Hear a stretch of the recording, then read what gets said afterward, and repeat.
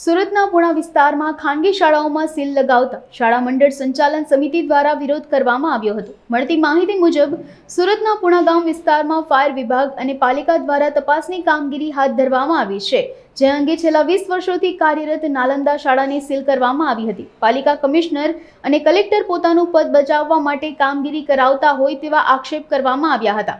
આ ઉપરાંત જ્યાં સુધી તમામ શાળાઓના સીલ નહીં ખુલે ત્યાં સુધી અન્ય શાળાઓ પણ બંધ રાખી વિરોધ કરવાનું જણાવવામાં આવ્યું હતું। મારું નામ મનુભાઈ પરસોત્તમભાઈ ચાવડા છે।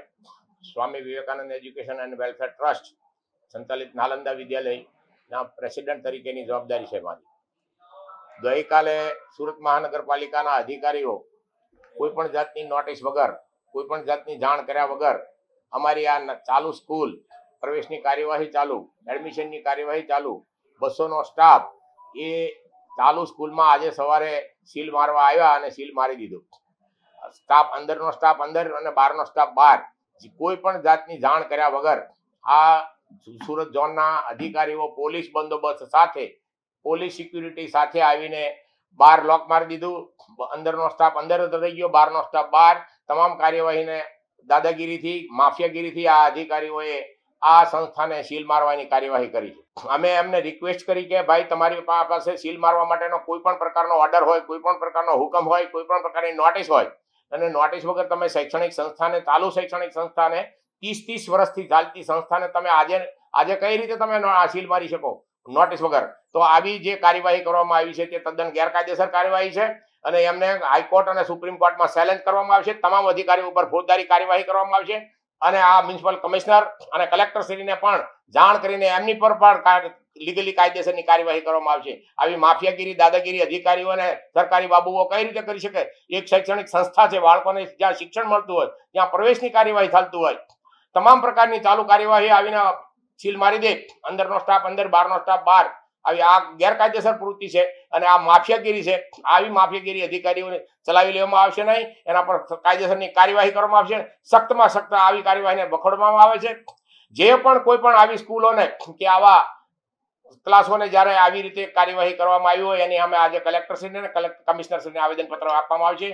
આ શાળા સંચાલક મંડળ સુરત શહેર અને સમગ્ર ગુજરાતનું શાળા સંચાલક મંડળ આ કાર્યવાહીને વખોડી કાઢે છે। એનું કારણ એવું એમણે બતાવ્યું કે તમારી બીયુ પરમિશન નથી। બીયુ પરમિશનની કાર્યવાહી અમારી પેન્ડિંગ ફાઇલ પડેલી છે અને પેન્ડિંગ ફાઇલ છે, એનું જજમેન્ટ અધિકારીએ લેવાનું નથી। એનું જજમેન્ટ તો આવ્યા પછી એને એ ગેરકાયદેસર કહી શકે। ગેરકાયદેસર કોઈ સંસ્થા નથી।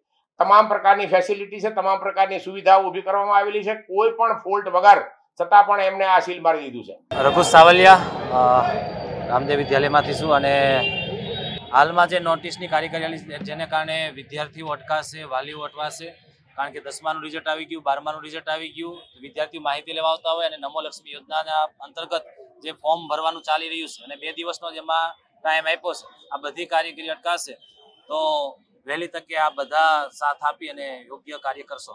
મિતેશ દુધાની, પ્રેરણા વિદ્યાલય। તંત્ર અચાનક જાગૃત થયું છે રાજકોટ જે ઘટના બની ત્યારબાદ, પરંતુ કોઈ પણ પ્રકારની આદેશ કે સૂચના વગર રાત્રે 7 વાગે, 8 વાગે, 8:30 વાગ્યા સુધીમાં સીલ મારી દેવા એ યોગ્ય બાબત નથી। કોઈ પણ પ્રકારનો સંજોગ અમને આપ્યા નથી, કોઈ પણ પ્રકારનો સંકેત આપ્યો નથી અને પુણા ગામની તમામ સંચાલક મિત્રો અહીંયા ઉપસ્થિત છે અને એક સાથે બધી સ્કૂલોમાં સીલ મારી દેવા એ યોગ્ય બાબત ગણાતી નથી, જેમાં બાળકોનું ભવિષ્ય અટવાય છે। 10 અને 12નું રિઝલ્ટ હમણાં ડિક્લેર થયું છે, કોલેજના ફોર્મ ભરવાની કાર્યવાહી ચાલુ છે। સાથે સાથે સરકારે પણ નમો લક્ષ્મી યોજનાના માત્ર 2 દિવસ અમને ફાળવ્યા છે, તો 2 દિવસની અંદર આ કાર્યવાહી છે અમે કરી શકીએ નહીં। હાલ અત્યારે સ્કૂલોમાં સીલ મારવું એ કાર્યવાહી પણ યોગ્ય ગણાતી નથી, તો એના માટે અમે અહીંયા ઉપસ્થિત થયા છીએ।